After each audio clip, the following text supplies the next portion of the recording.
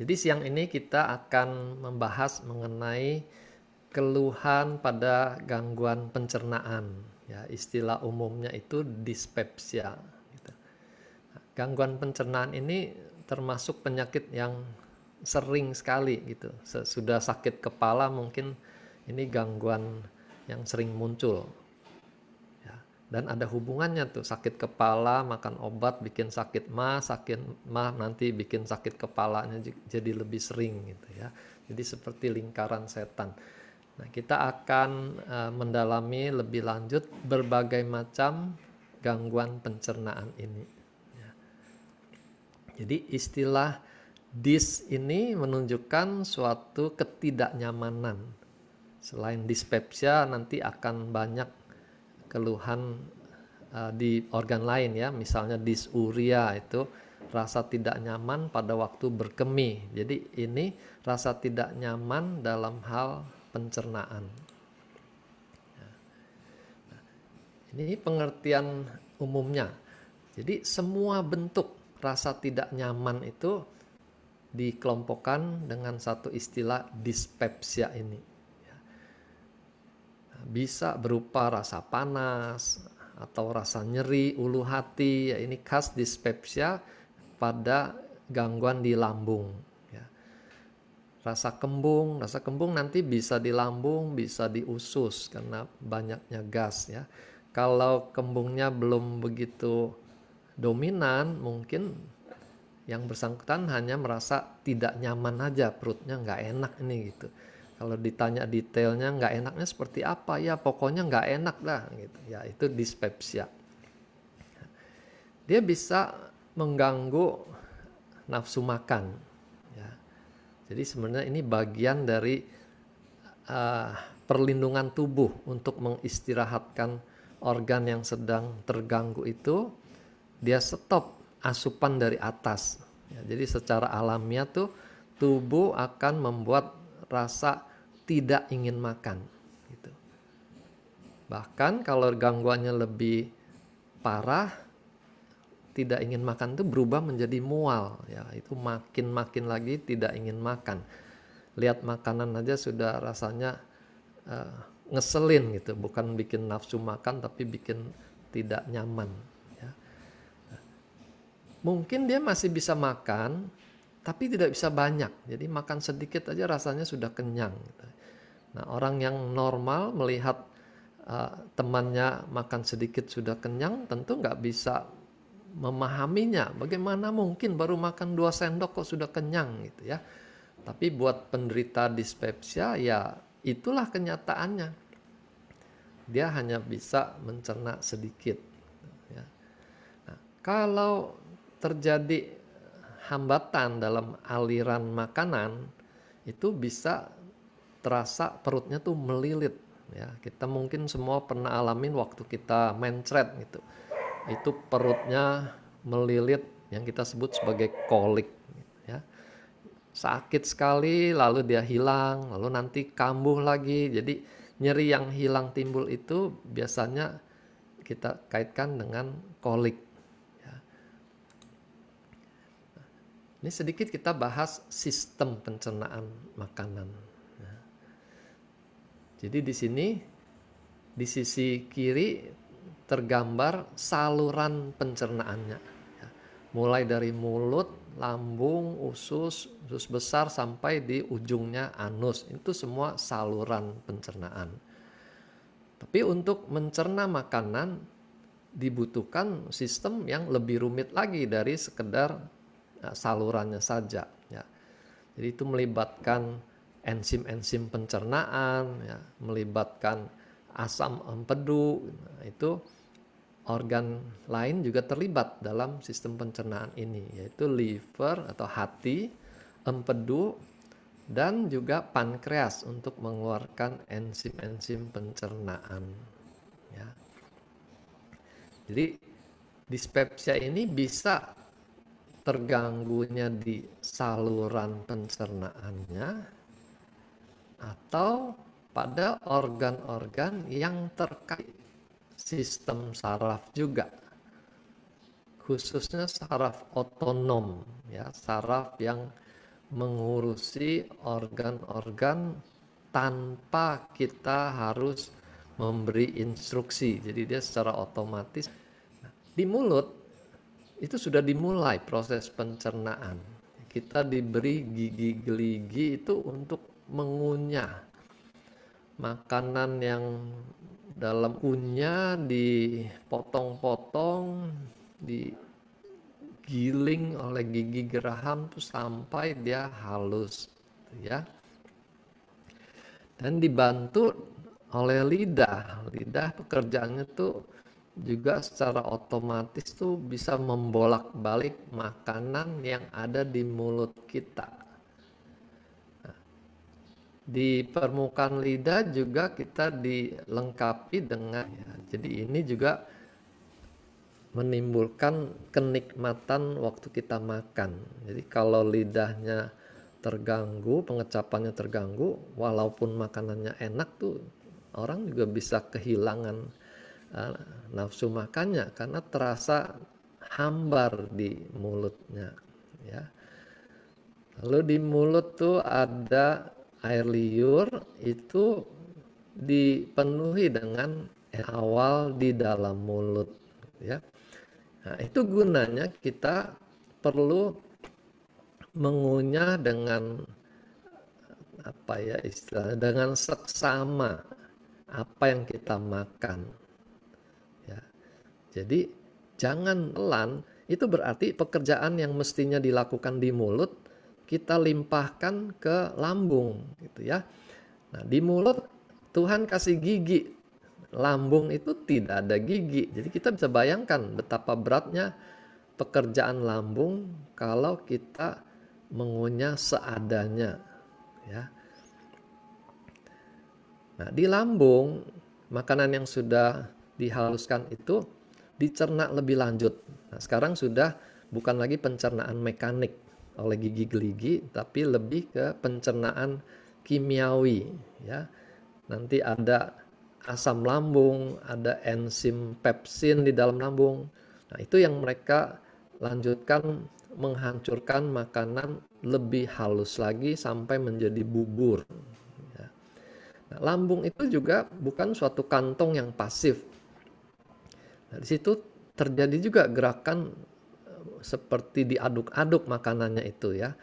Bolak-balik lewat kerja otot-otot lambung yang cukup rumit, ya. Bagaimana dia bisa menggiling dari atas ke bawah, kiri kanan diaduk itu.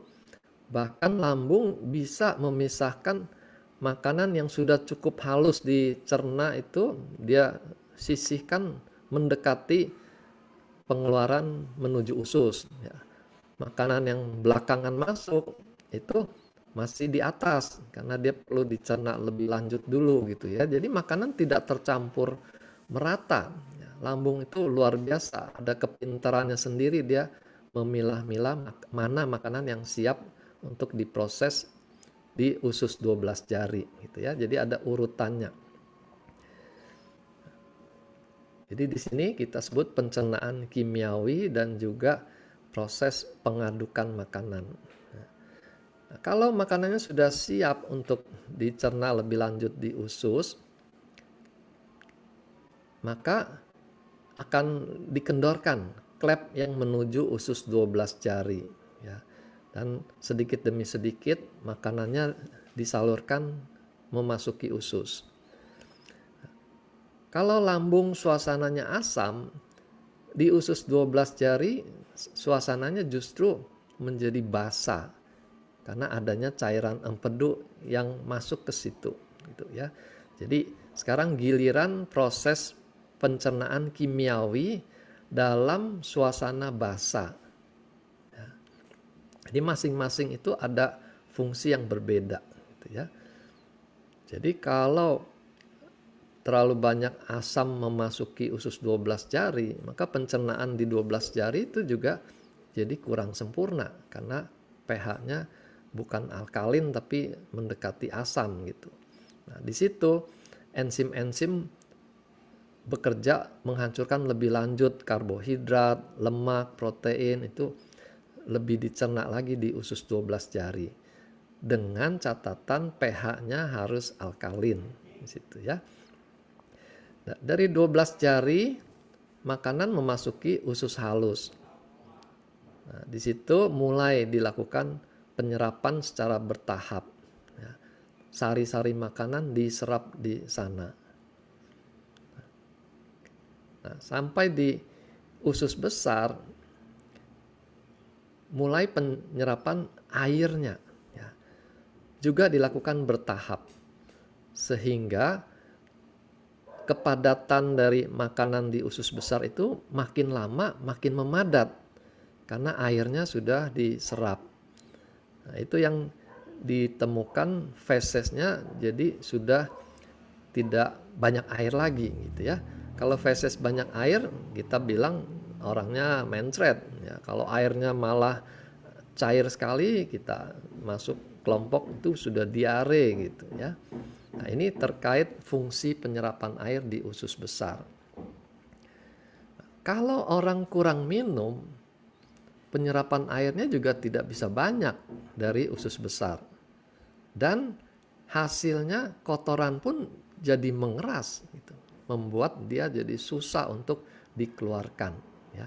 Nah, kira-kira ini gambaran umum nasib dari makanan yang masuk mulai dari mulut sampai di ujung kita keluarkan sebagai ampas makanan ya, feses.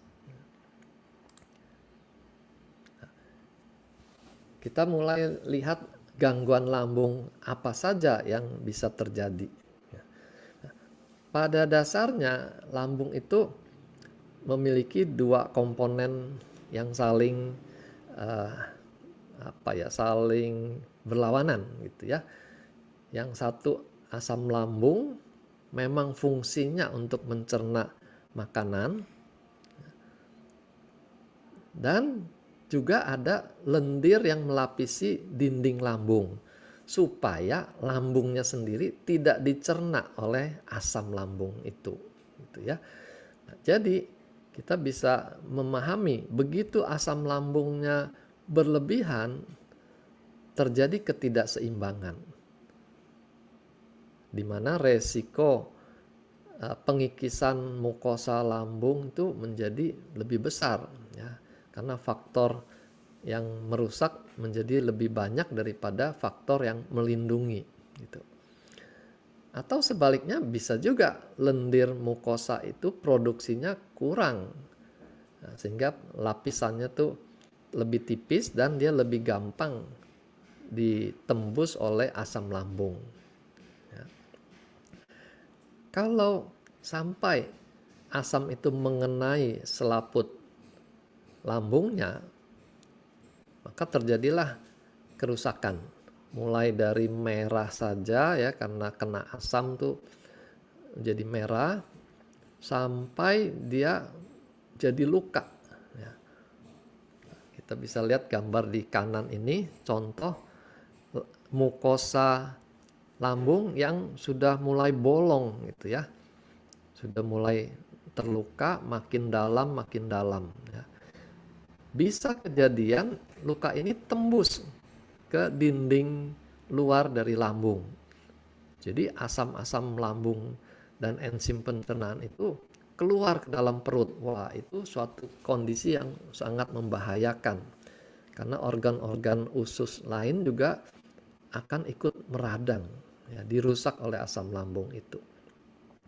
Nah, di sini kita mesti ingat, jangan biarkan sakit lambung tuh sampai berlama-lama. Ya. Pengikisan itu kita sebut erosi. Tapi kalau sudah sampai ada ceruknya, ada lubangnya, itu ulkus. Ya. Gangguan lain adalah gangguan gerakan lambung yang kita sebut peristaltik. Nah, peristaltik itu ada aturannya sendiri, dia berapa kecepatannya. Ya. Nah, manakala peristaltik ini mulai melambat, maka proses pencernaan itu terganggu. Ya. Dia jadi berlama-lama di lambung. Ya, yang mestinya sudah keluar di usus, dia belum keluar juga. Itu kita suka bilang istilahnya makanannya nggak turun nih gitu ya. Jadi atau kita kalau lagi pesta makan berdiri, oh ini supaya makanan cepat turun gitu ya. Nah itu hanya istilah saja, tapi kecepatannya itu sudah otomatis diatur oleh tubuh kita ya. Nah, tapi manakala kecepatan ini menjadi melambat, mulai masalah terjadi ya. Makanan yang berlama-lama di lambung itu akan mengeluarkan gas-gas yang menambah volume di lambung itu menjadi lebih banyak ya. Nah, di situ kita mulai merasa kembung, mulai merasa nggak enak, mual gitu, karena penumpukan dari makanan ditambah gas, ditambah asam lambung lagi gitu. Masih ditambah lagi kalau orang kebiasaan makan harus disertai dengan minum ya. Makan berapa sendok dia minum, makan berapa sendok dia minum. Nah, itu juga membuat lambungnya makin terpenuhi oleh berbagai unsur ya. Nah, gas lambung ini itu lebih mudah bergerak. Jadi dia akan mencari tempat untuk keluar ya. Kalau dia keluar ke atas, kita sebut itu bertahak ya, gitu. Nah, itu gasnya keluar melalui kerongkongan, keluar di mulut, itu bertahak ya. Nah, di situ ada klepnya ya, antara lambung dan esofagus tuh ada klepnya. Kita sebut tuh sphincter ya, otot yang melingkar yang menahan isi lambung tidak naik ke atas. Kalau dia bertahak, yang keluar hanya gasnya. Tapi kalau sphincternya itu mulai melemah, pada waktu gas keluar, asam lambung juga ikut terdorong ke atas. Kita bisa merasakan bertahaknya disertai rasa asam. Nah, itu sudah tanda sphincternya itu kurang kuat. Ya. Apalagi kalau disertai dengan rasa panas di tenggorokan pada waktu dia bertahak gitu. Nah, itu berarti lebih banyak lagi asam lambung yang bocor ke atas dan mulai melukai kerongkongannya ya, esofagusnya itu. Nah, itu perlukan yang cukup berbahaya juga kalau dibiarkan berlama-lama. Nanti kerongkongannya bisa menyempit, orang menjadi sulit menelan ya. Menelan bakso itu bisa nyangkut di kerongkongannya kalau terjadi penyempitan ini ya. Nah, jadi kelemahan sphincter ini yang kita sering kenal sebagai GERD ya. Asam lambungnya naik ke atas gitu ya. Jadi sebenarnya ini tidak akan terjadi selama klepnya kuat. Asam lambung tidak akan naik ke atas. Tapi begitu klepnya lemah, saat kita bertahak, asam lambungnya ikut naik, terdorong ke atas. Nah, kita sering memposisikan asam lambung itu seperti musuh gitu. Makanya obat-obatan juga ditujukan untuk menekan asam lambung itu. Mulai dari antasida yang kerjanya tuh menetralisir asam supaya menjadi tidak asam ya, dikasih bahan-bahan yang bersifat alkalin ya. Kalau sudah dirasakan nggak mempan lagi gitu, saya sudah makan antasida udah nggak mempan misalnya, nah, akan diberikan obat yang lebih kuat lagi ya, yang disebut H2 blocker ya. Dia akan mulai mengurangi produksi asam ya, sebagian dikurangi lewat obat ini.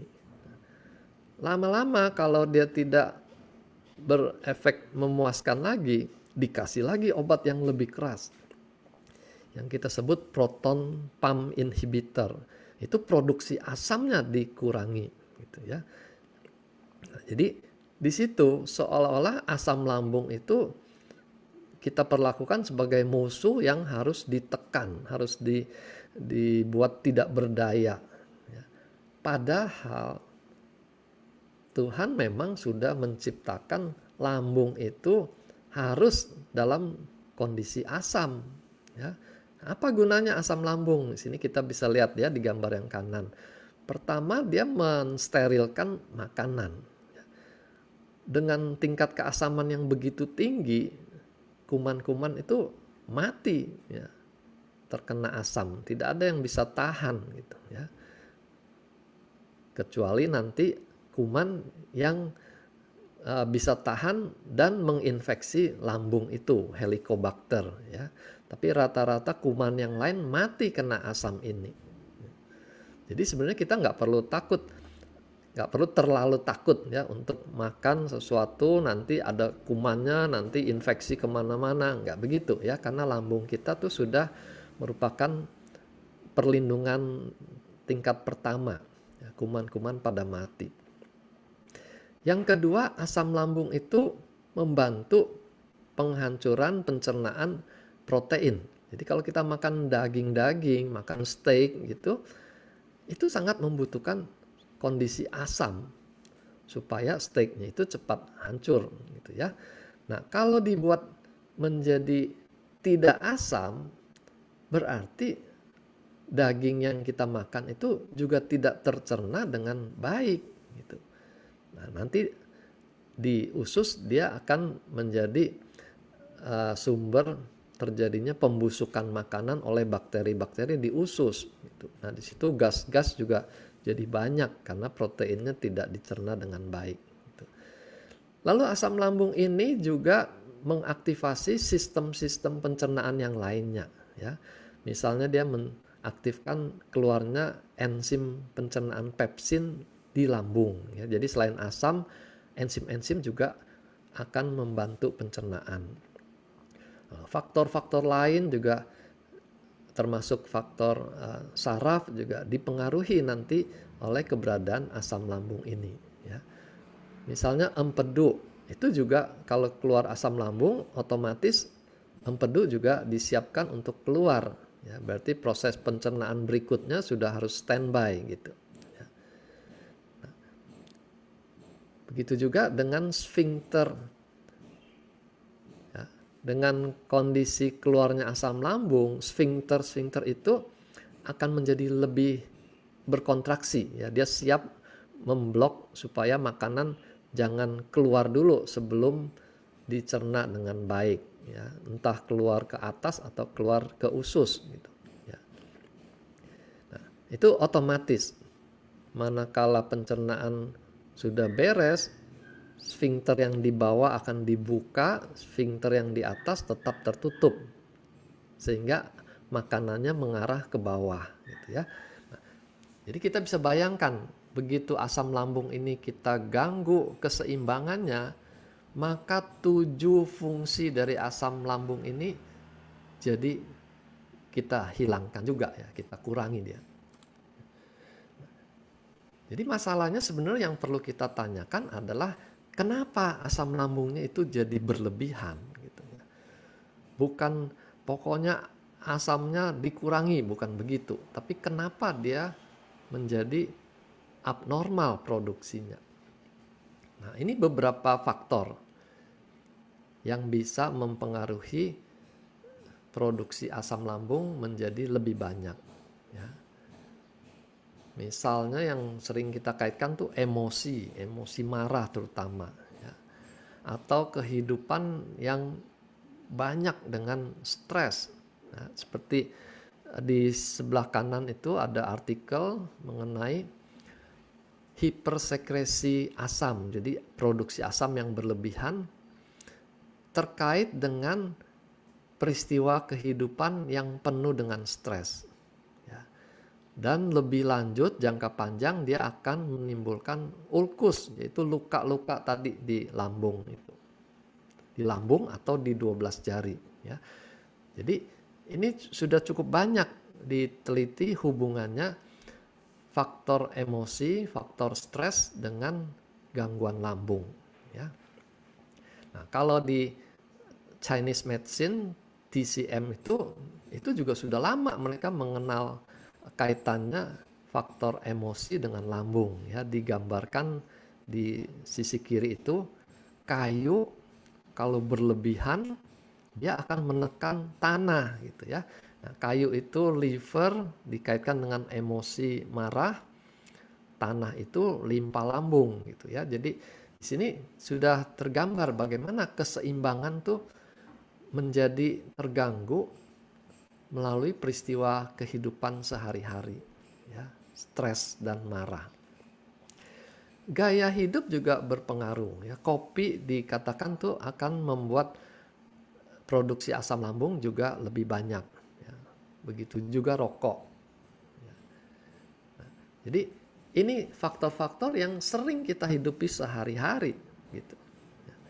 Jadi mestinya kita memfokuskan untuk mengubah gaya hidup ini, bukan serta-merta mencari obat untuk menekan produksi asam gitu ya. Nah, ini prinsip kita sebagai konsultasi di bidang kesehatan harus mengerti betul konsep ini ya. Perbaiki dulu selalu gaya hidupnya, mana yang bikin dikurang-kurangi. Jangan terlalu cepat meraih botol obat dan menelan macam-macam obat. Nah, sekarang kedua, kenapa gas lambungnya berlebihan? Yang paling mudah itu kalau gasnya itu masuk dari luar, gas tambahan ya. Yaitu kalau kita hobi minum minuman bersoda ya. Kadang-kadang sampai beli alat untuk menciptakan soda sendiri di rumah ya. Minumannya semua dikasih gas supaya ada sodanya, supaya ada rasa apa ya, rame di mulut dan di tenggorokan waktu ditelan tuh ada gas yang menggelitik gitu ya. Nah, padahal dengan membuat minuman bersoda, kita dengan sengaja memasukkan gas ke dalam lambung gitu ya. Nah, ini tentu membuat volume lambung jadi mekar, jadi gelembung, terisi oleh gas. Sama seperti kita meniup balon gitu ya. Lalu ada juga nasihat kalau kita sedang makan jangan banyak ngobrol, karena waktu kita ngobrol, kita telan itu gasnya juga ikut ketelan katanya ya. Nah, ini entah mitos atau tidak, rasanya belum ada yang meneliti nih. Orang cerewet sama orang yang pendiam, gas lambungnya mana lebih banyak gitu. Rasanya belum ada yang teliti itu ya. Asam lambung itu sendiri juga akan menghasilkan gas pada penguraiannya ya. Hidrogen dan klorida itu hidrogennya berupa gas. Jadi otomatis kalau asam lambungnya banyak, gasnya akan lebih banyak. Belum lagi komposisi makanannya. Ada makanan yang mengandung gas waktu dicerna. Ya. Misalnya ubi atau lobak itu terkenal kalau makan itu lebih banyak buang angin gitu ya, karena gasnya lebih banyak. Kembali ke rokok dan nikotin. Ya, itu menimbulkan rasa kembung. Ya, rasa tidak ingin makan. Jadi kadang-kadang orang sengaja merokok karena bisa menjaga berat badan katanya. Ya, dia jadi tidak ingin makan. Ya, itu suatu alternatif yang apa ya, menukar sesuatu hal buruk dengan hal yang lebih buruk lagi gitu. Ya. Tidak makan memang tidak membuat dia jadi gemuk, tapi rokoknya kan menimbulkan berbagai penyakit. Ya. Lalu dikatakan juga kehadiran rokok nikotin ini lebih memudahkan terjadinya kram lambung atau kolik lambung tadi. Ya. Nah, hal yang ketiga, peristaltik lambung tuh melambat. Atau tadi dibilang makanannya nggak turun-turun, ya, atau disebut lambung malas gitu. Nah, ini bisa terjadi kalau terlalu banyak makanan yang masuk sekaligus. Tentu antriannya jadi panjang untuk bisa keluar dari lambung. Jadi kerja lambung menjadi berat ya. Ditambah lagi tadi tidak dikunyah dengan baik di mulut, semua telan-telan jumlahnya banyak. Lambungnya akan kelelahan untuk mencerna semuanya. Ya. Nah, lalu ada juga teori food combining.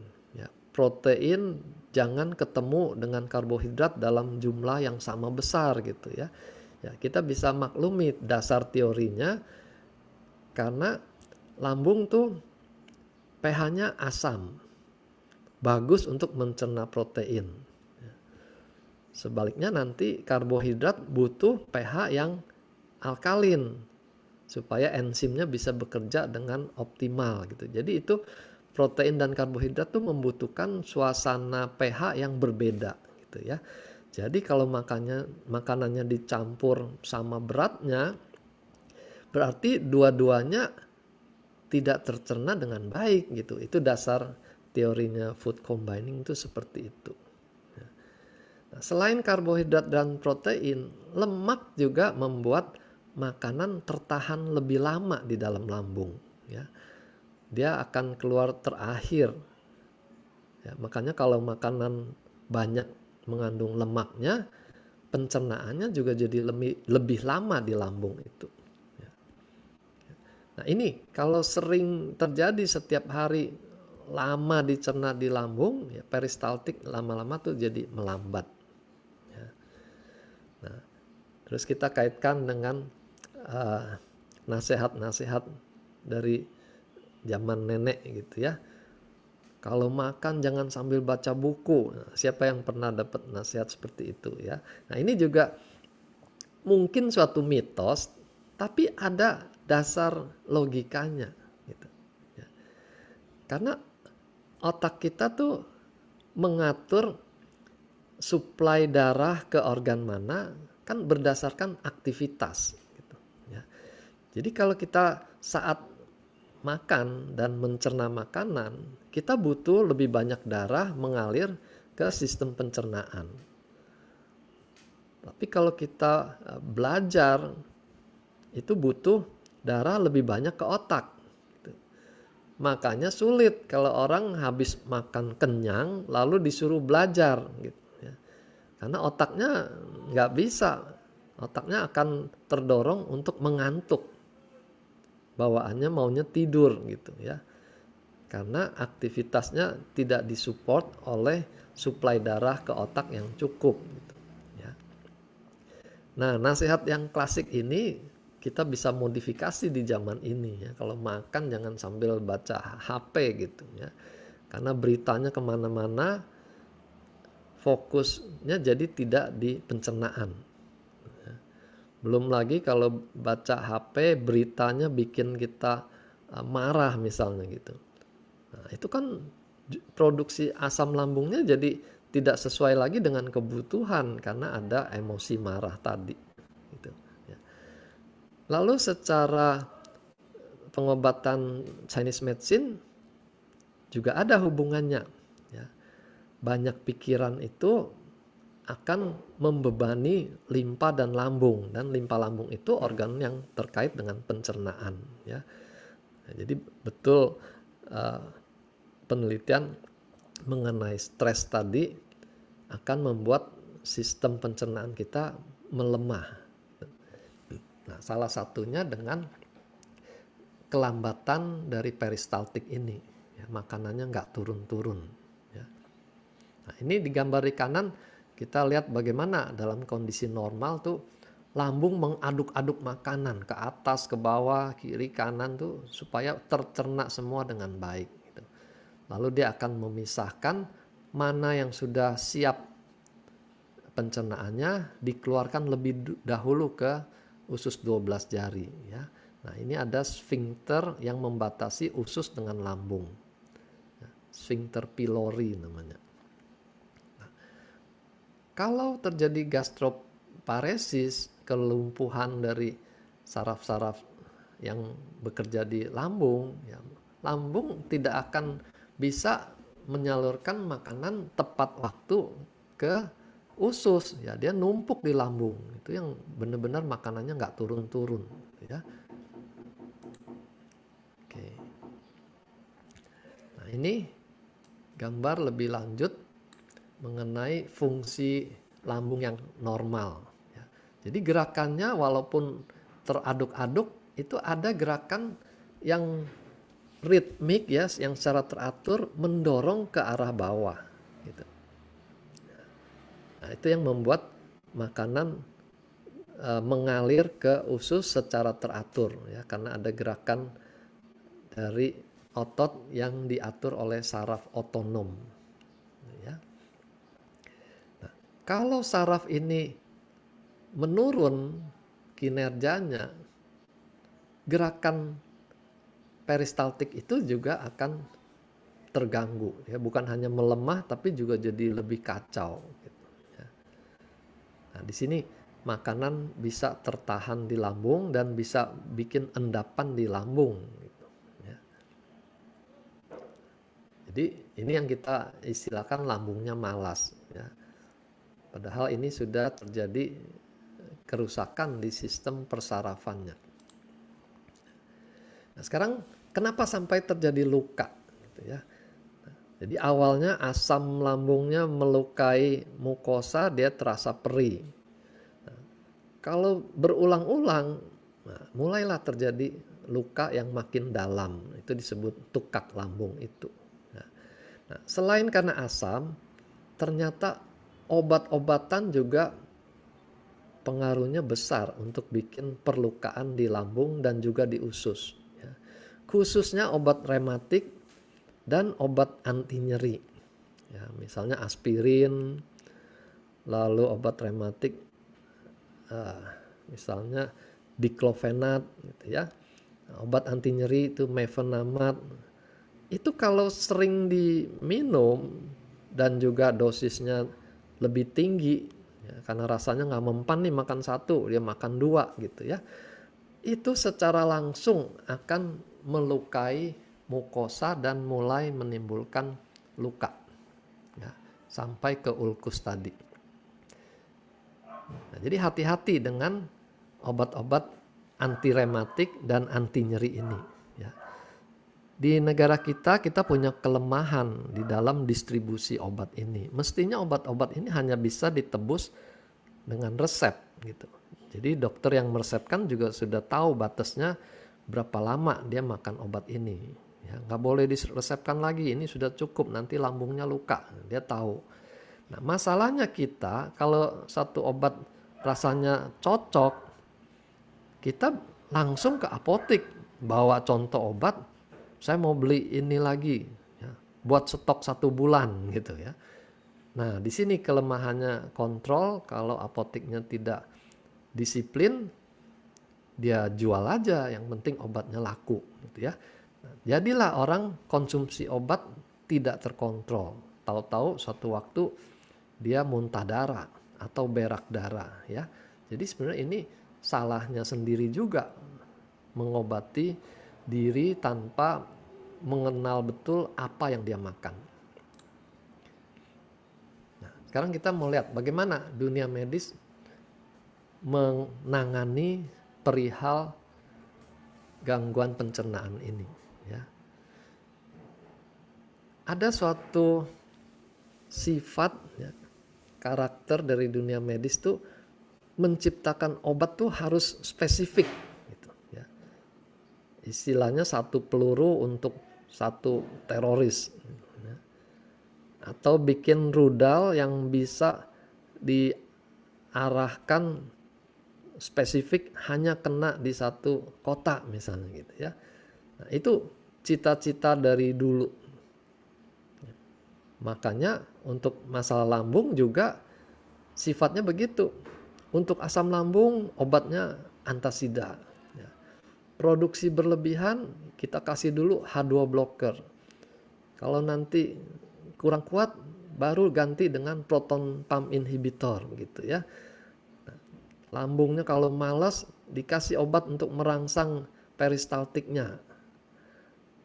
Kalau lapisan mukosanya menipis, tambahkan dari luar gitu ya. Nah, itu cara berpikir, cara bekerja pengobatan medis yang kita kenal saat ini. Kalau ini terkait dengan psikis, jadi pasiennya bilang, ini saya kalau lagi kesel begini nih dok, lambungnya kumat gitu ya. Nah, tinggal ditambahkan obat untuk melawan kecemasannya, melawan depresinya gitu ya. Tambahkan selain obat lambung tadi. Gitu. Nah, yang repot kalau pasiennya mulai bertanya, ini saya sakit nggak sembuh-sembuh, ini kemungkinan kanker nggak ya dok? Nah, gitu. Wah, pertanyaan itu otomatis akan disusul dengan berbagai pemeriksaan tambahan. Ya. Mulai dari dikeker lambungnya, dikeker ususnya, ya, sampai ke MRI segala gitu ya. Nah, itu mau nggak mau, karena setiap pertanyaan kan harus dijawab. Tanpa pemeriksaan nggak bisa menjawab apakah ini kanker. Gitu, ya. Nah, jadi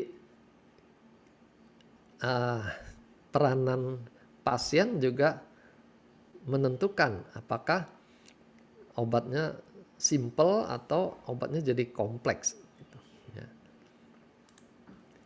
Nah, ada kelemahan kalau kita mengandalkan obat-obat saja. Ya. Istilah awamnya tuh suka bermain menjadi Tuhan. Ya. Seperti tadi pH lambung mestinya tuh pH-nya 1-3 itu asam sekali. Ya. Tapi karena diberikan antasida, pH-nya bergeser naik ya, di atas 3. Dan mulailah terjadi ketidakseimbangan berikutnya ya, daya cerna protein tuh turun, jadi dia banyak gas, lalu daya anti kumannya juga turun sehingga dia gampang infeksi usus misalnya gitu ya. Nah, jadi ini dampak dari obat ya, kita tahu obat ada efek sampingnya. Jadi secara nalar kita bisa pahami betul ya, tambah obat, tambah macamnya, tambah jumlahnya, itu bukanlah sikap yang bijaksana. Karena kita akan menambah masalah baru. Ya. Misalnya yang simpel aja, antasida yang mengandung aluminium, gitu ya, itu efek sampingnya jadi susah berak. Nanti kalau dia kontrol berikutnya bilang dok saya jadi susah berak nih, dikasih lagi obat untuk melancarkan berak gitu ya. Padahal mungkin gara-gara antasidanya gitu. Atau sebaliknya, antasida yang mengandung magnesium itu efek sampingnya bisa diare misalnya. Nah, tapi begitu bilang diare nanti ditambahkan lagi obat diare gitu ya. Jadi serba salah. Karena setiap masalah harus diberikan solusi gitu ya. Nah, obat mulas itu juga ada efeknya. Kalau dia terlalu banyak makan obat mulas, itu ususnya malah jadi seperti lumpuh gitu ya, dia malah jadi susah buang air besar. Nah, obat yang H2 blocker dan obat yang proton pump inhibitor juga menimbulkan rasa tidak nyaman di tempat lain, di kepala, ya, di badan rasanya nggak fit gitu. Jadi itu dampak dari diobati gitu ya. Nah ini kita suka bilang nggak diobati salah gitu, karena munculnya efek samping ini. Nah, bagaimana kalau TCM melihat masalah ini ya? Mereka fokus pada kinerja dari lambungnya ya. Nah, dikatakan lambungnya tuh ekses energinya tuh berlebihan karena nyangkut di lambung ya. Itu biasanya pada orang dengan gastritis yang akut ya, penyakitnya akut masih baru, itu nyerinya lebih kuat, muntahnya juga lebih hebat gitu ya.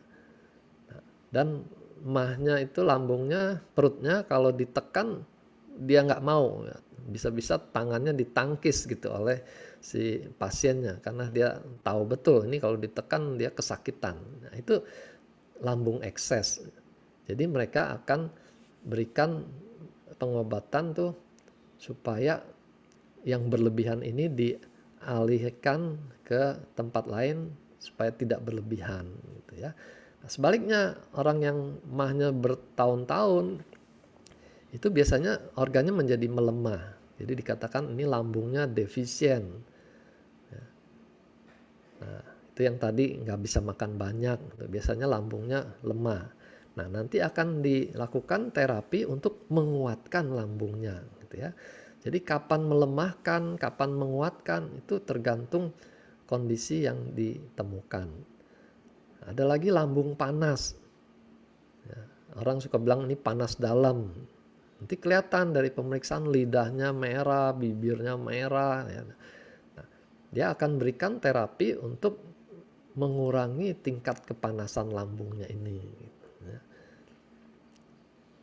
TCM bisa atasi itu baik dengan herbal atau dengan akupunktur.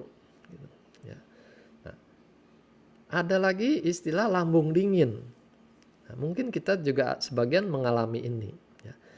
Terasa lambungnya itu jadi tidak nyaman kalau kena ruangan yang AC-nya dingin sekali, misal gitu. Itu langsung dia rasa mahnya nggak enak. Nah, di situ terapinya dikompres hangat. Ya, karena dingin akan berkurang dengan kompres hangat. Nah, nggak bisa jurus kompres hangat ini diseragamkan pada semua orang yang sakit lambung. Gitu. Kalau dia karena panas kita kompres malah jadi tambah nggak keruan, gitu ya. Nah, jadi ini seninya pengobatan di TCM. Lalu ada gangguan lambung tuh karena retensi makanan. Tadi salah satu tuh makan kebanyakan, makan terlalu dagingnya kebanyakan, makan ketan, gitu.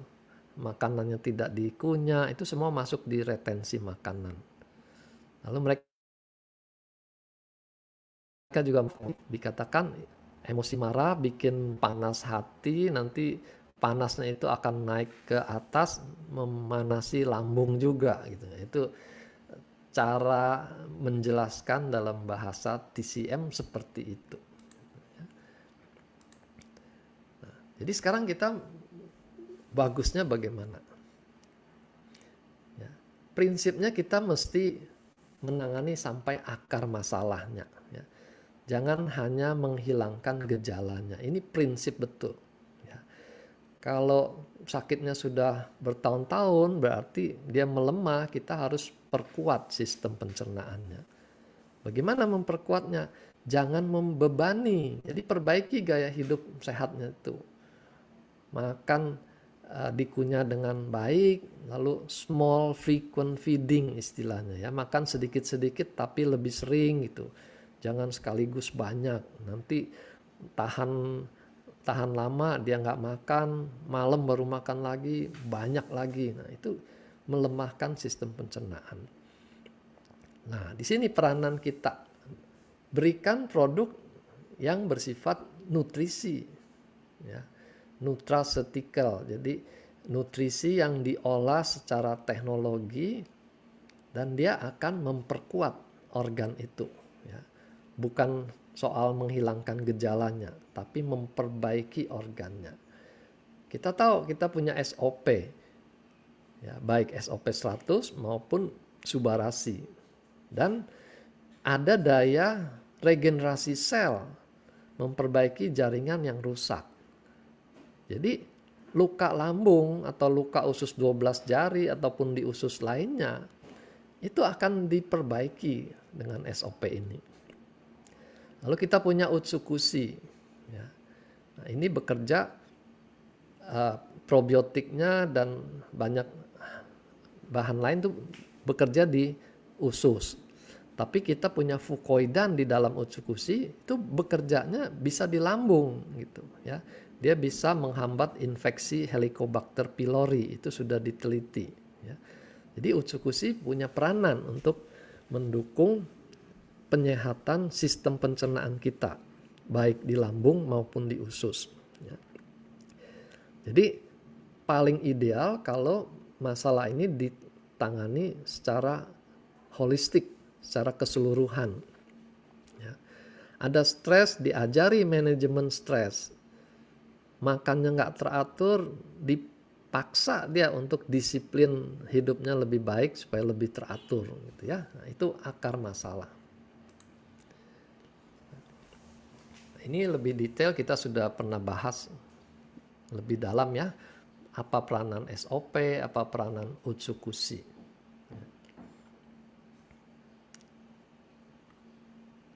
Oke. Nah, termasuk Utsukushi memperbaiki fungsi liver. Dan liver itu salah satu organ pencernaan. Rasa mual juga bisa terjadi kalau livernya terganggu. Kalau orang yang pernah kena hepatitis tuh tahu tuh mualnya seperti apa waktu dia mengalami gangguan liver. Nah, Utsukushi punya bahan untuk memperbaiki fungsi liver ini.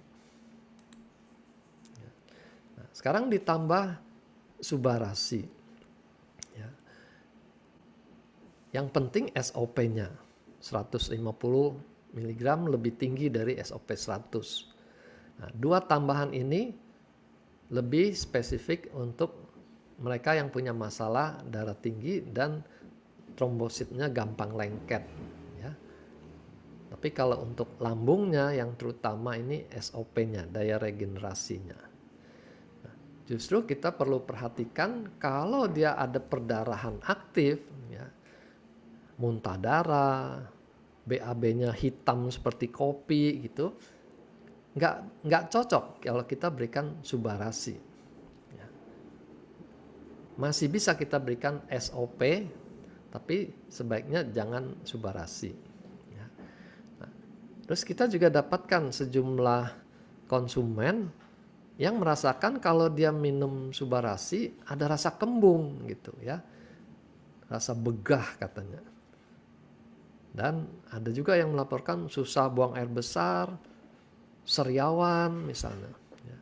Nah, rasa begah itu juga bisa membuat dia tidak nafsu makan. Ya. Jadi kalau kita temukan pasiennya kurang cocok dengan Subarashi, kita kembalikan dia untuk konsumsi SOP 100 saja. Oke ya.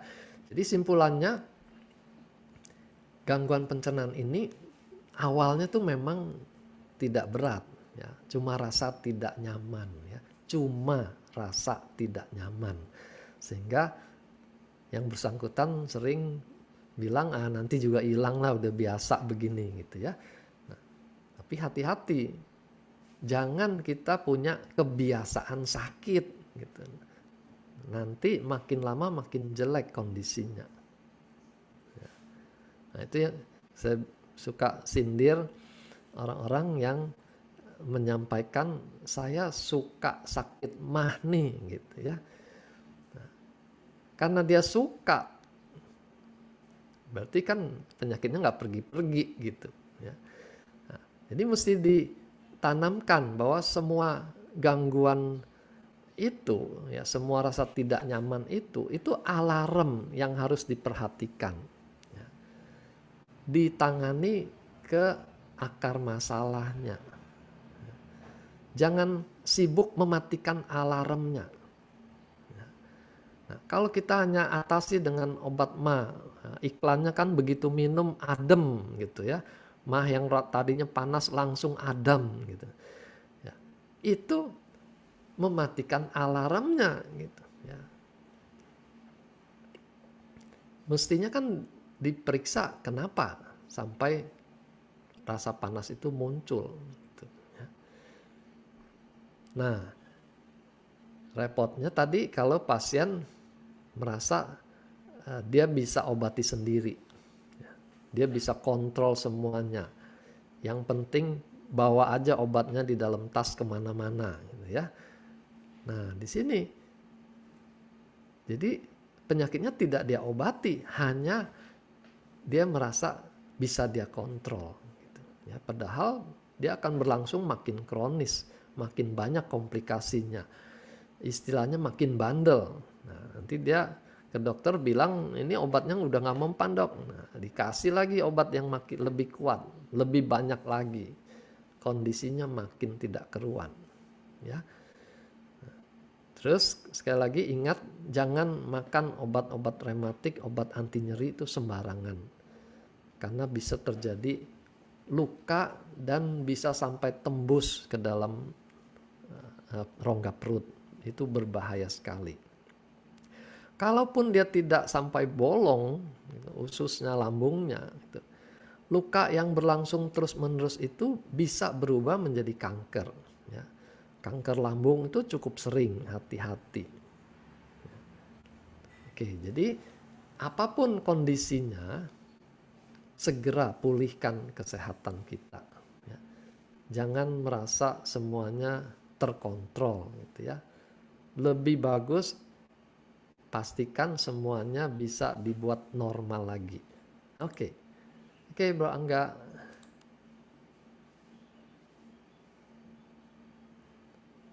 Angga, Ya dok. yo, saya sudah selesai. Oke. Oke teman-teman. Nah ini baru boleh nih kita tanya-tanya. Ini saya dari tadi udah ngeliatin banyak yang nanya juga.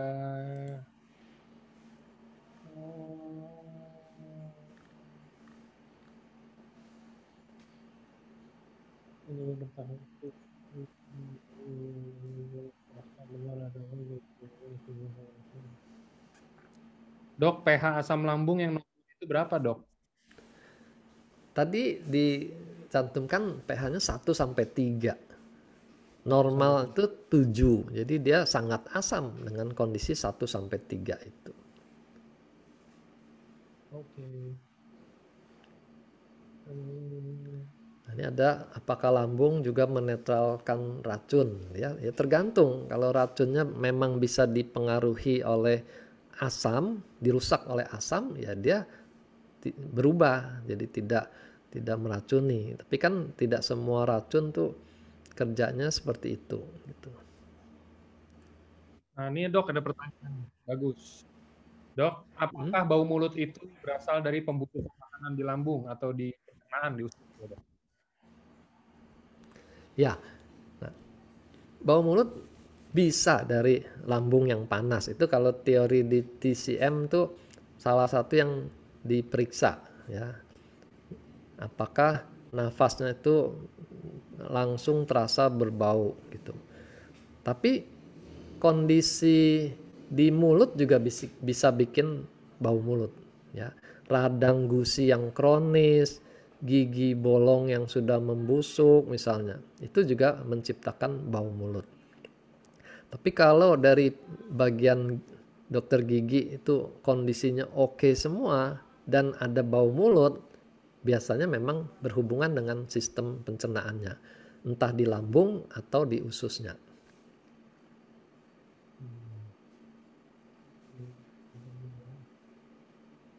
Nah, untuk kondisi itu dia perlu utsukushi untuk bersihkan ususnya.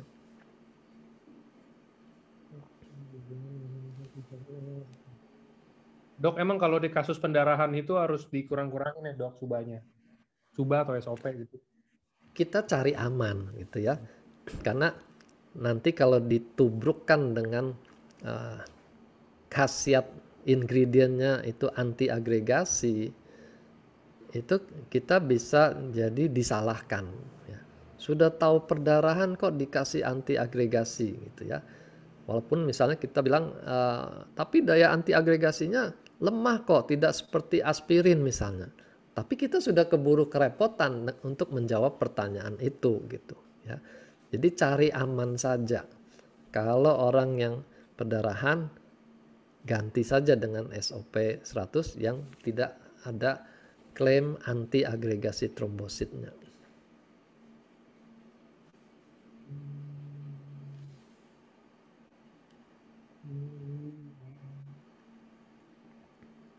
Nah, dok, ini ada yang tanya yang barusan ini yang kan nggak boleh banyak-banyak subarasi karena ada anti agregasi. Tapi sekarang SOP 100 ini lagi rada susah kan barangnya. Adanya ini subarasi. Nah, solusinya gimana dok? Apa mungkin nggak full satu saset, atau mungkin kalau misalkan harusnya 3 SOP jadi kita cuma minum 2 atau 1 Subarasi gitu loh dok. Ya, bisa aja sih kita bikin pengenceran mandiri gitu ya. 3 jadi 1, yang 1 itu dilarutkan, minumnya nggak sekaligus, itu kan semua bentuk pengenceran. Bisa saja dicobakan. Cuma saya hanya soroti kalau yang bersangkutan itu kutak-katik soal khasiat anti agregasi, kita sudah jadi kerepotan menjawabnya gitu. Ya, walaupun dia tidak bikin perdarahan, gitu ya, cuma kerepotan menjawab aja.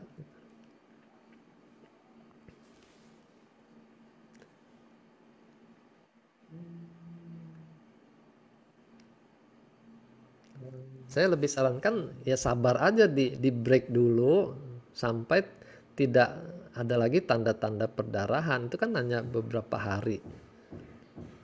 Nah, begitu dia BAB-nya tidak ada lagi warna kehitaman, nah itu aman gitu. Kita mulai lagi dengan takaran dari yang rendah dan dinaikkan pelan-pelan.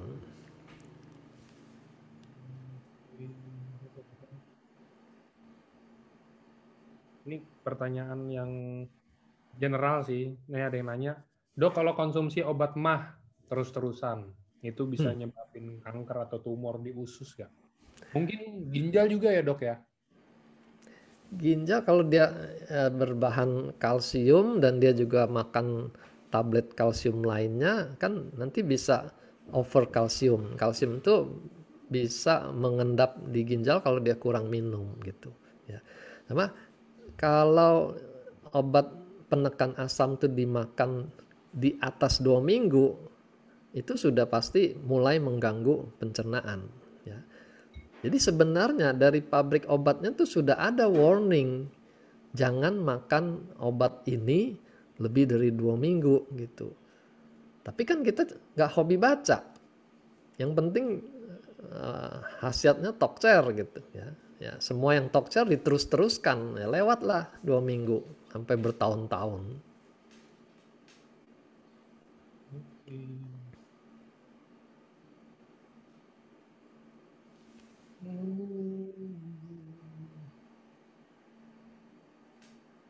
Dok, selain dari tadi cara-cara yang dokter bahas, ada nggak sih dok? Maksudnya gimana caranya? Kalau misalkan kita udah kena asam lambung, nah terus sering bertahap, nah apa solusinya untuk mengurangi? Kalau yang tadi dokter bilang itu kan untuk mencegah, nah ini kalau untuk mengurangi.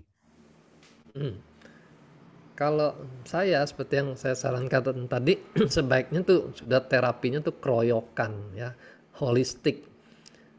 Obat medis tuh kita makan sesuai indikasinya, karena memang obat medis tuh kerjanya lebih cepat, lebih akurat.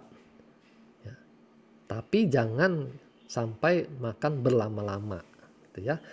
Nah, lalu untuk menguatkan kondisi organnya, kita kombinasi dengan terapi ala timur itu, ya akupunktur, refleksi, apa saja yang bersinergi menguatkan sistem pencernaan, kita kombinasikan. Saya pengalaman hasilnya jauh lebih bagus. Oke dok, ada yang tanya lagi. Ini kalau yang tadi, apakah lansoprazole dapat menghambat gas lambung? Lansoprazole termasuk proton pump inhibitor. Ya, dia menekan produksi asam. Memang kalau asamnya dikurangi, gasnya juga akan berkurang. Ya. Itu kalau sumber gasnya hanya dari asam lambung. Tapi kalau yang bersangkutan tuh perokok, ya tadi minum soda, ya, nggak efek lansoprazole dengan gas yang dia telan itu gitu. Jadi kita mesti lihat kasus per kasus. Nah, jadi memang bisa mengurangi gas. Tapi pertanyaannya mestinya kenapa gas itu muncul itu dulu gitu ya. Hmm. Kalau sekedar mengurangi asam, mau sampai kapan kita makan lansoprazolnya? Keras nggak sih dok itu? Keras dalam arti apa ya? Keras membahayakan sih enggak. Hmm. Itu relatif aman. Cuma kalau dimakan di atas 2 minggu itu ya berarti sistem pencernaan kita sudah tidak balance lagi gitu. Oke. Ini dok ada yang tanya lagi. Dok, ada yang sakit mah parah sampai nggak bisa makan nasi. Hmm. Terus dia minum Suba dan Utsu sehari 2 saset. Mhm. Setelah 3 bulan enakan, terus nggak pernah kambuh lagi, bahkan udah makan nasi normal mungkin ya. Hmm. Nah, kemudian dari yang tadinya sehari Suba dan Utsu 2 saset, sekarang dikurangin jadi masing-masing saset. Nah, terus asam lambungnya kambuh lagi sampai naik leher. Nah, teologi ini apakah harus campur tetap sama obat sakit mah atau asam lambung, ataukah cukup dengan ganti Subarasi dan Utsunya jadi dua-dua lagi? Kalau bisa diperbaiki dengan nutraceutical ini, ya kan pengalamannya sudah membaik dulu gitu. Hmm. Ya kita coba balik dulu ke takaran yang memang cocok buat dia segitu gitu. Ya, jadi prinsipnya kita ambil cara yang lebih aman.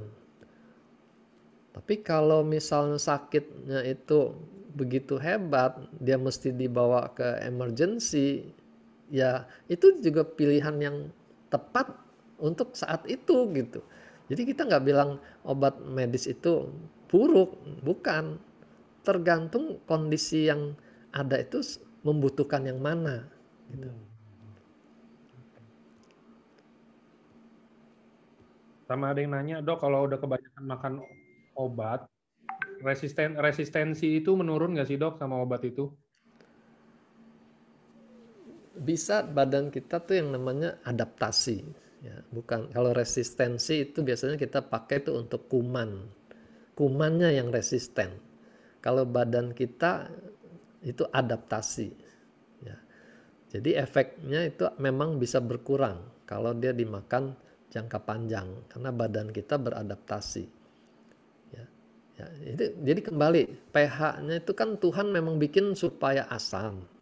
Kita lawan dengan obat-obat yang bikin dia lebih basa. Badan kita akan berusaha lagi supaya pH-nya asam karena memang dia diciptakan untuk pH asam gitu. Nah, akibatnya apa?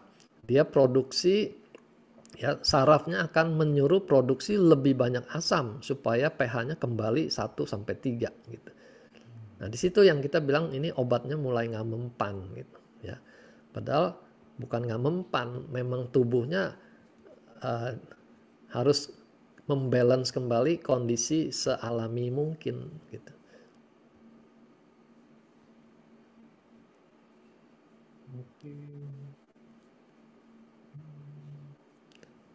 Nah, kita dengan produk nutraceutical kita nggak mempengaruhi keseimbangan itu.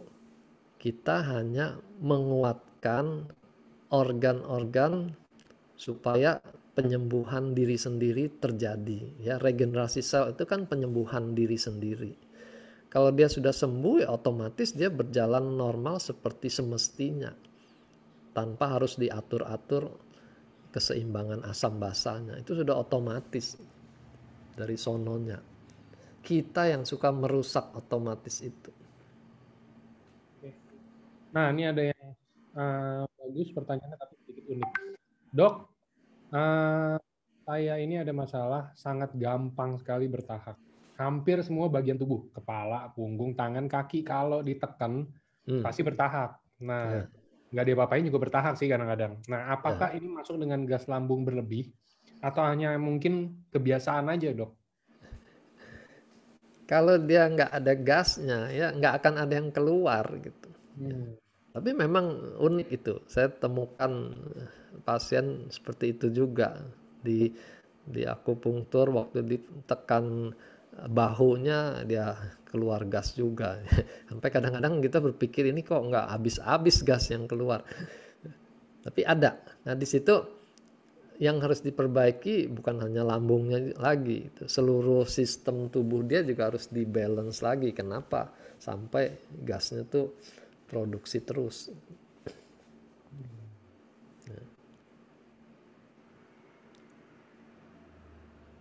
Kalau orang kan bilangnya itu masuk angin gitu. Jadi anginnya dari luar bikin gasnya ke dalam, sekarang di terapi gasnya jadi keluar gitu.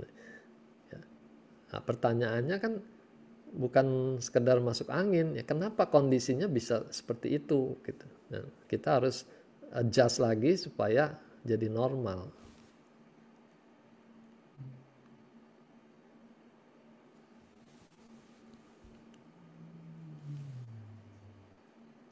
Ini ada yang tanya nih, kalau minum Subarashi Utsu tenggorokan jadi kayak panas dalam, apakah berarti dia nggak cocok minum itu ya? Nah, saya perhatikan memang ada orang-orang yang sensitif ya. Kalau secara medis barat ini nggak ada jawabannya karena dia tidak bikin radang gitu ya. Tapi kalau secara TCM ini bisa dijawab. Jadi agaknya Utsukushi dan SOP itu memang punya efek panas ya. Regenerasi itu kan suatu proses yang membangun ya, dia menghasilkan panas juga gitu. Utsukushi mengaktifkan sistem imun, jadi dikelompokkan juga sebagai bahan yang bersifat panas. Nah, kalau orangnya memang sudah bawaannya panas, kita berikan bahan-bahan yang bersifat panas, dia akan mengalami keluhan ini, tenggorokan panas, sariawan, susah berak gitu. Nah, itu sindrom panas. Nah, jadi bukannya nggak bisa makan, ya takarannya aja jangan tinggi-tinggi dan diencerkan, ya pakai larutkan dalam air gitu ya. Saya termasuk yang aliran larutkan ya, bukan yang di bawah lidah. Yang bawah lidah tuh langsung sariawan mereka lapor.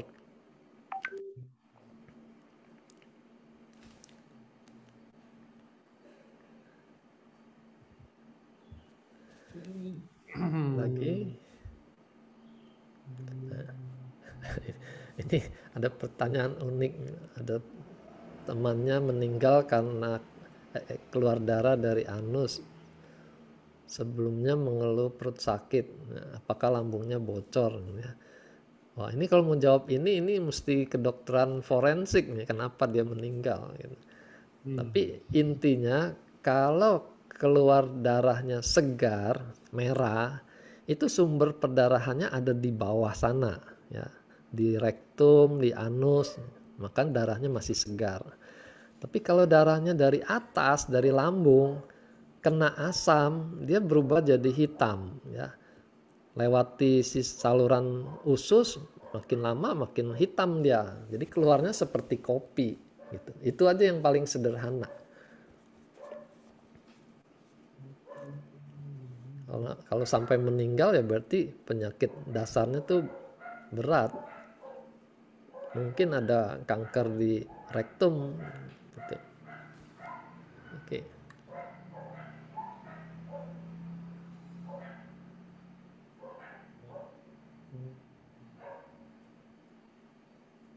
Tadi udah dijawab untuk nyambung.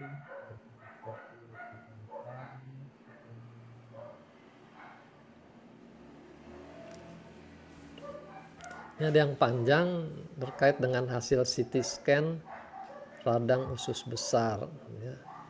Pertanyaannya, apakah berkaitan dengan lambung ya. Kalau keluhannya di perut kanan bawah itu bukan area lambung. Lambung itu di pusar ke atas, antara pusar dengan tulang dada, ya itu areanya lambung.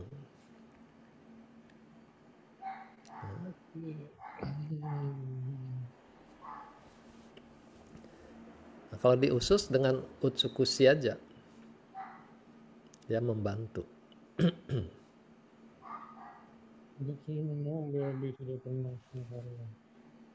Dok mau tanya, kalau misalkan kita udah makan nih, udah makan serat, anggapan kita udah makan serat, terus kita udah konsumsi utsukushi juga, tapi namanya buang air besar itu normal setiap hari kan dok ya?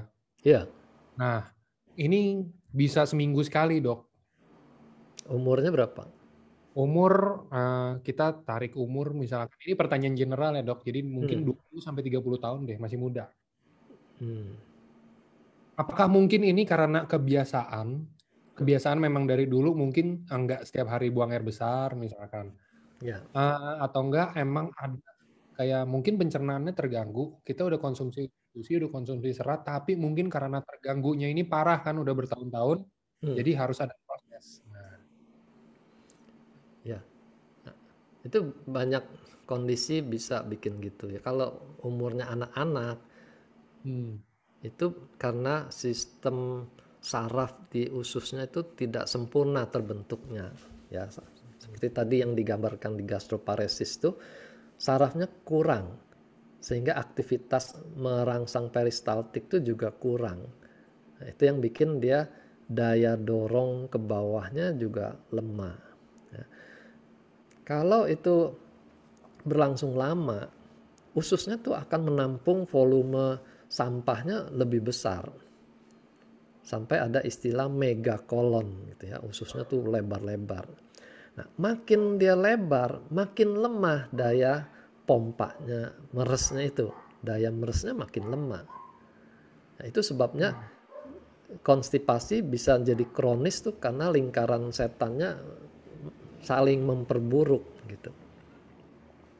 Ya, peristaltik lemah, dia nggak BAB, makin lama makin kering, makin susah lagi BAB, makin melemahkan sarafnya. Ya.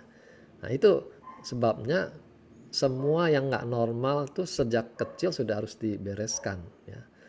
Saya ingat pelajaran kita di kedokteran tuh, jangan percaya dengan jawaban normal dari pasien gitu ya. Bagaimana BAB-nya? Normal dok, gitu ya. Normalnya dia 4-5 hari sekali gitu. Itu normalnya dia. Karena sudah biasa gitu. Jadi kita mesti pastikan memang dia masuk normal atau abnormal. Berarti kalau kayak yang tadi saya bilang itu tinggal harus banyakin lagi makan sayur, makan gitu-gitunya kan ya dok? Iya. Nah, selain sayur tuh enzim juga penting untuk membantu pencernaan dia. Ya. Nah, enzim tuh hanya pada makanan yang tidak dimasak kena panas, karena enzim rusak kena panas. Berarti yang makanan mentah, yang bisa dimakan mentah itu buah-buahan. Gitu. Dari buah-buahan tuh pepaya dikatakan paling kaya enzimnya. Dan kita bersyukur gampang dapat pepaya di negara kita. Nah, udah gampang tapi nggak mau makan juga, mau salahkan siapa? Jadi biasakan dia makan sayur, buah pepaya, minum air cukup, dan juga olahraga. Ya. Jalan kaki aja. Jalan kaki itu akan menggerakkan ususnya. Jadi terjadi masas perutnya secara alamiah lewat olahraganya itu. Ya. Lebih bagus lagi kalau dia berenang, karena tekanan otot-otot perut tuh membuat ususnya juga seperti dipompa. Nah, itu merangsang peristaltiknya. Nah, itu bagian dari terapi. Ya. Ini ada yang tanya dok, berapa lama dok kira-kira jalan kakinya atau mau olahraga ringan deh kita bilang kalau ada gangguan seperti tadi itu misalnya. Apa aja mungkin jalan cuma 5 menit, turun naik kasur, turun naik tangga misalkan, atau harus keliling komplek gitu loh. Ya. Kita sebut orang tuh mencari batas cut off-nya gitu ya. 15 menit, kalau 14 menit, kalau 16 menit gitu. Jadi kan sebenarnya bukan itu jawabannya. Ada aktivitas tentu lebih baik daripada tidak ada sama sekali gitu ya. Nah, aktivitasnya lebih frequent, lebih teratur, hasilnya juga akan lebih baik. Nah, batasnya berapa? Ya tergantung kondisi orang itu. Dia biasanya olahraganya seberapa berat, ya standarnya berbeda dengan orang yang nggak pernah olahraga. Jadi Atur aja sendiri dosis olahraganya itu seberapa dia sanggup dan tingkatkan dari waktu ke waktu. Lebih penting tuh konsistennya. Jadi kalau mau dibikin 3 kali seminggu ya lakukan betul 3 kali seminggu. Mau berapa kilo bisanya nggak masalah. Ya, tentu ada hasilnya. Nah, ini ada yang tanya lagi, tapi nanyanya japri ke saya. Hmm. Dok, mau tanya, lebih baik mengeluarkan gas dari tubuh itu bertahap atau kentut? Nah, ini banyak pertanyaan nih mungkin. Nah, soalnya gini dok, saya jujur, saya pernah diajarin sama orang tua gitu ya maksudnya. Kalau misalkan perut atau di dalam tubuh ini ada gas, Nah, benernya itu harusnya sebenarnya keluarnya dari bawah, bukan malah naik keluar dari mulut gitu loh dok.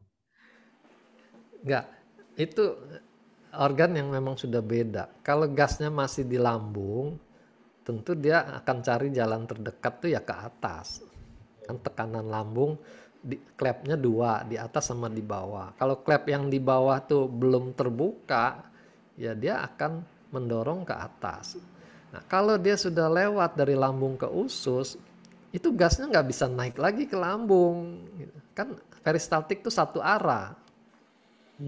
Jadi dia menunggu sampai gasnya itu nyampe ke ujung keluar sebagai buang angin gitu. Jadi nggak bisa dibulak-balik, apalagi dipilih gitu ya.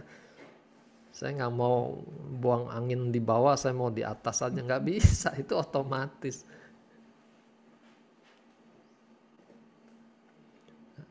Yang pasti kalau dia lebih sering dari orang normal, ya diperbaiki gitu. Bukan memilih salah satu dari dua hal yang sama jeleknya gitu.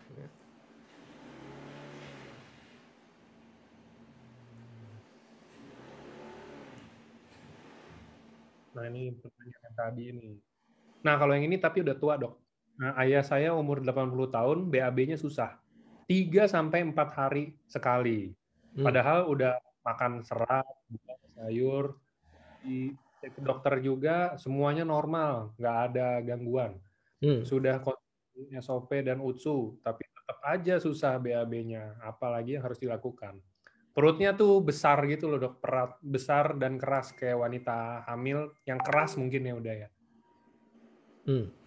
Kalau orang tua itu umumnya dalam TCM itu dikaitkan dengan energinya yang melemah, ya, chi-nya itu melemah.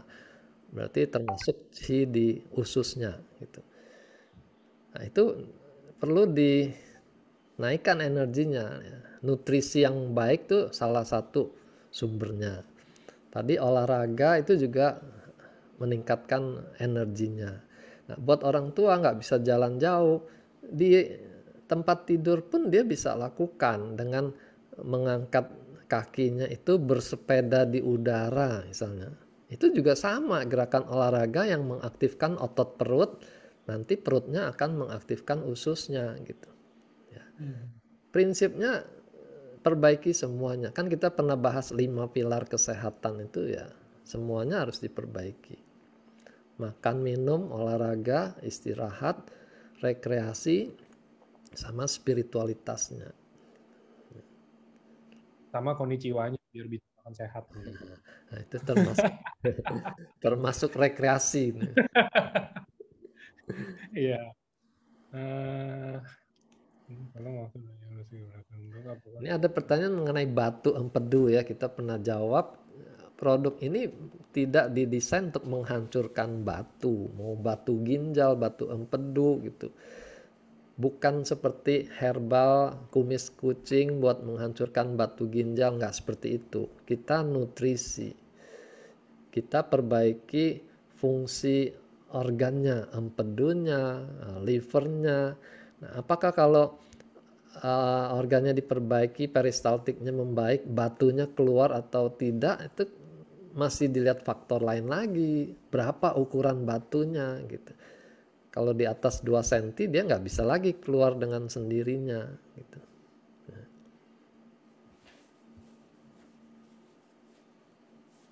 Oke. Hmm.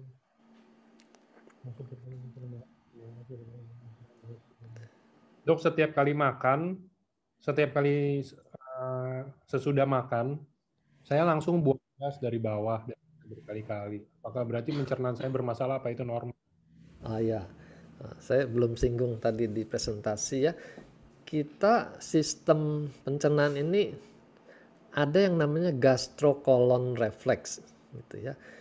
Walaupun koneksinya dari lambung itu tidak ke usus besar, melainkan ke usus halus. Tapi secara saraf hubungan lambung dengan usus besar itu lebih dekat. Makanya ada gastrocolon reflex.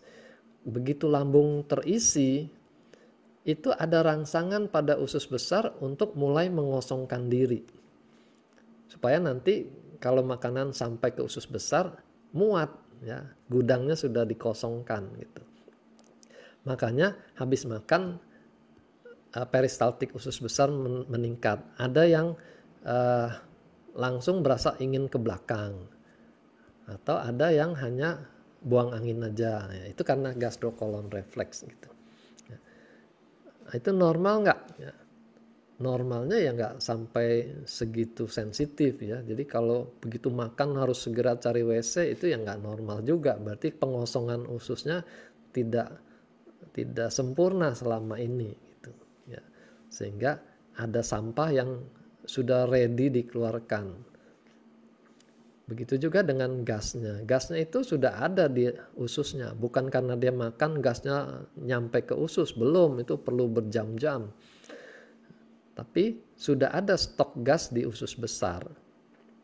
Ya, ini yang perlu diperbaiki. Kalau makanannya yang sehat, sayur buah mencukupi, kondisi itu mestinya nggak terjadi gitu ya, gasnya nggak akan banyak. Mungkin dia makan dagingnya terlalu banyak dan tidak makan sayur buah, jadi pembusukan di ususnya itu lebih dominan. Itu aja. Oke.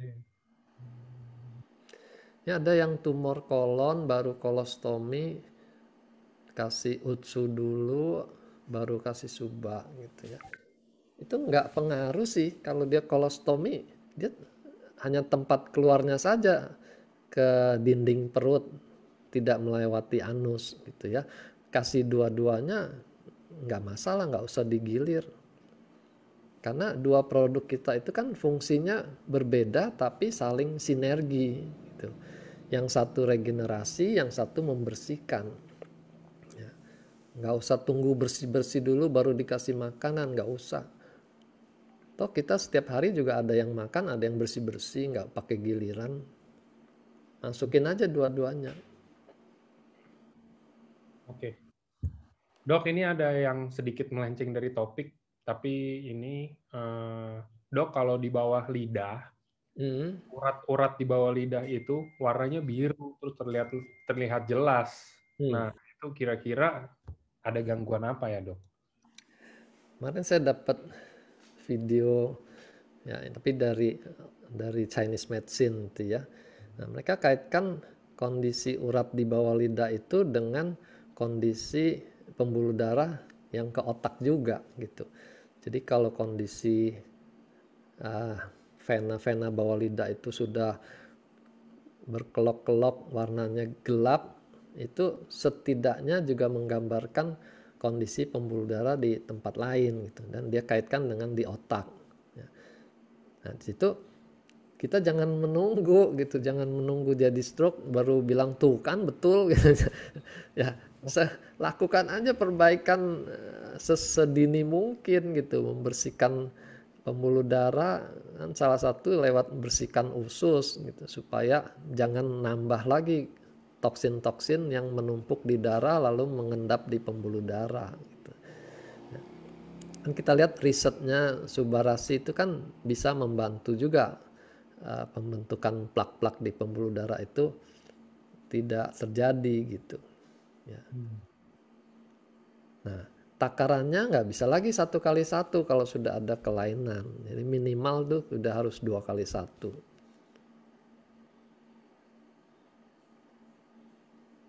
Oke. Sama dok ada yang tanya, kalau konsumsi film tea, apa nih? Apa? Bentar. Film tea, Slim, FLIMTY. Terus bahaya slim, gak? Saya nggak tahu film tea slim apa. tea. Ya. Ya, itu slim tea juga semua orang mencari jalan pintas gitu ya, mau langsing minumin teh. Karena teh itu ceritanya dia bisa mengkatalisir lemak gitu. Tapi kalau semua yang efeknya kuat itu dimakan secara rutin, dia ada efek samping juga ya. Nah, misalnya teh hijau kita kenal itu kan antioksidan yang kuat. Tapi penelitian di Jepang tuh profesor yang khusus di bidang pencernaan, dia sering melakukan teropong lambung gitu, dan dia temukan orang Jepang itu kanker lambungnya lebih tinggi. Dia curiga ini ada kaitan dengan kebiasaan minum teh itu gitu ya. Jadi ya sama, herbal itu juga seperti obat, makin keras efek herbalnya dia makin mendekati obat beserta semua efek sampingnya ya. Nah di sini kita punya keunggulan nutraceutical ini dari nutrisi gitu, dia tidak termasuk di kelompok herbal, dia lebih aman. Jadi kalau mau melangsingkan, ya melangsingkan dengan cara alamiah lah, dimasukkan kalorinya dikurangin, pembakarannya ditambah. Jadi nggak ada cara lain selain diet yang benar dan olahraga untuk membakar kelebihan lemaknya ya. Jangan andalkan obat ataupun herbal, itu membohongi Ah, diri sendiri itu. ya.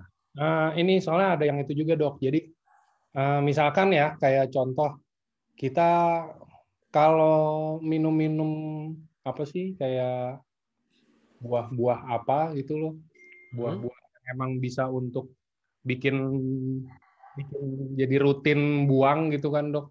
Hmm? Kita kan jus pepaya dicampur Ya. jus apa kayak begitu. Nah Hmm. kalau misalkan kita ini udah sehat dok, maksudnya udah menurut kita sehat ya, maksudnya sehat dalam artian setiap hari kita rutin buang air seperti Ya. yang memang seharusnya. Kita setiap hari konsumsi seperti itu, Hmm. tapi ini malah ada yang kebanyakan. Maksudnya bukan kebanyakan sih, kayak dia jadi suka gitu loh dok sama jus pepaya atau sama bubuk pepaya. Dia dikit-dikit semuanya makannya pepaya, pepaya, pepaya. Itu kalau kebanyakan langsung kelihatan. Nanti telapak telapak tangannya itu jadi kuning.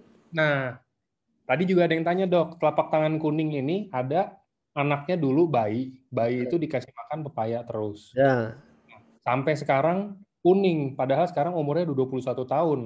Nah, dari awal dari bayi mungkin telapak tangannya kuning itu disuruh berjemur, tapi sampai sekarang masih kuning itu. Apakah emang udah kayak begitu aja? Mungkin udah sulit untuk dinormalin lagi, atau ada cara lain, dok? mestinya sih enggak. Kalau pepaya atau mangga itu bikin kuning itu karena karotennya. Jadi karotennya berlebih, dia eh, mengendap di bawah kulit, warnanya kuning. Nah, itu terapinya bukan suruh jemur. Yang suruh jemur tuh karena bilirubin. Orang bayi yang lahir bilirubinnya tinggi, kuning, itu dijemur. Tapi kalau karena karoten ya nggak ada hubungan dengan dijemur. Itu bisa hilang kok. Mungkin dia nggak hilang karena sampai sekarang dia masih minum terus. Karotennya berlebihan. Ya. Jadi alam tuh sudah kasih tanda-tanda. Kalau kita berlebih ya kurangi. Kalau sampai telapak tangannya kuning ya stop dulu gitu. Ya. Semua yang baik kalau dimakan berlebih pun akan jadi tidak baik. Hmm. Even air putih aja kalau kebanyakan minum air putih nggak baik kan? Iya. Konnichiwa-nya kebanyakan juga bisa jadi tidak baik. Nah, kalau itu jangka panjang, dok. Untuk caranya baik dulu aja. Hmm. Jadi serakah orangnya. Nah, oke sih kayaknya. Udah sore juga, dok. Saya tutup aja ya. Oke. Oke, thank you teman-teman Ya, thank semuanya you udah semua. nemenin saya sama Dokter Wijaya nih. Jadi bukan kita yang nemenin, tapi teman-teman yang nemenin kita ngobrol sharing tentang penyakit. Oke. Sepsia hari ini, thank you juga Dokter Wijaya. Thank you Thank you teman-teman semuanya. semuanya, baik yang di Zoom, yang di Facebook, dan di mana-mana. Terima kasih semuanya. Jangan lupa, yang di Bali itu masih bisa daftar. Teman-teman daftar sebelum kehabisan. Saya cuma mau info, tadi dapat info, teman-teman itu yang bisa daftar yang di Bali itu dari Toreda sampai ke Bushido semuanya bisa, bukan hanya Samurai ya teman-teman. Oke, kalau Yang gitu. banyak yang belum kejawab, sorry ya. Nanti cari Nah, cara untuk bisa nggak apa-apa, terjawab. nanti Dokter Wijaya, kita kan sering nih sama Dokter Wijaya, teman-teman, nanti disimpan dulu aja pertanyaannya. Kalau misalkan emang udah urgent-urgent gitu, dokter masih ada di grup Toreda kan, Dok? Iya, masih. Tuh, serbu aja Dokter Wijaya di grup Toreda. Biasa tiap hari juga Dokter Wijaya selalu jawabin setahu saya ya. Iya. Dibantu sama Pas Wijan juga tuh. Dari tadi dia juga bantuin jawab di chat kan. Wah, thank you si Jan. Oke, kalau gitu. Terima kasih semuanya. Yo, see Thank you. you, thank you Dok. Selamat sore Yo, semuanya. Angga. Dadah.